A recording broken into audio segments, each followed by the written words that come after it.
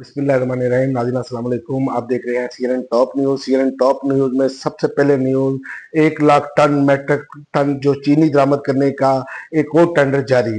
Trading corporation of Pakistan ने 1 lakh metric ton चीनी दरामद करने का एक बड़ा टेंडर जारी कर दिया गया है और 31 जुलाई तक कामयाब बोली देने वाले को चीनी दरामद करने पर 5% गारंटी जमा करानी होगी, जबकि इसराइल और भारत से स्पैच चीनी दरामद करने पर मुकम्मल पाबंदी होगी।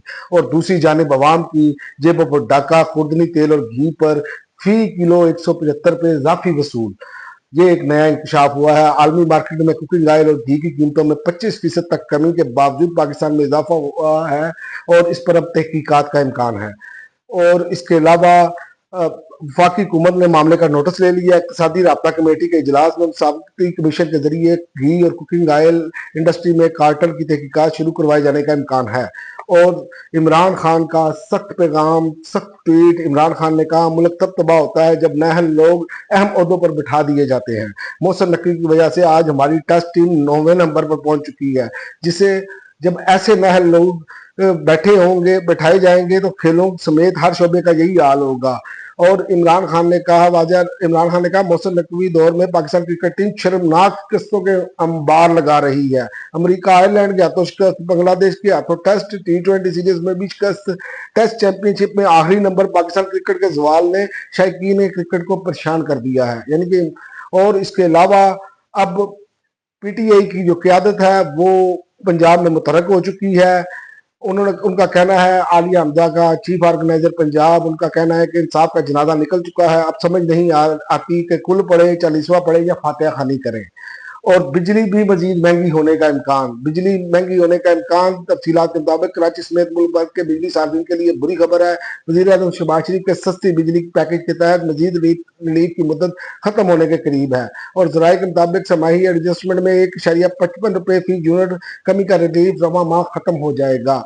और PTI ने 5 अगस्त का प्लान तैयार कर लिया। जराये ने बताया कि PTI ने 5 अगस्त के तारीख के हवाले से प्लान तैयार कर लिया। PTI क्यादत ने सूबाई क्यादत और रहनुमाओं को दोबारा हदायत जारी कर दी और बताया कि 5 अगस्त को हर टिकट होल्डर अपने हल्के में एहतजाज रिकॉर्ड करवाएगा और हल्कों में रैली निकाली जाएगी। और इसके अलावा गिलगित बल्तिस्तान में सैलाब से जहाँ भाग अफराद की तादाद 9 हो गई, 500 से जायद घर तबाह। और मानसून की हवाएं शिद्दत इख्तियार कर रही हैं। मजीद बारिशों और नदी नालों में तुग़यानी का खदशा।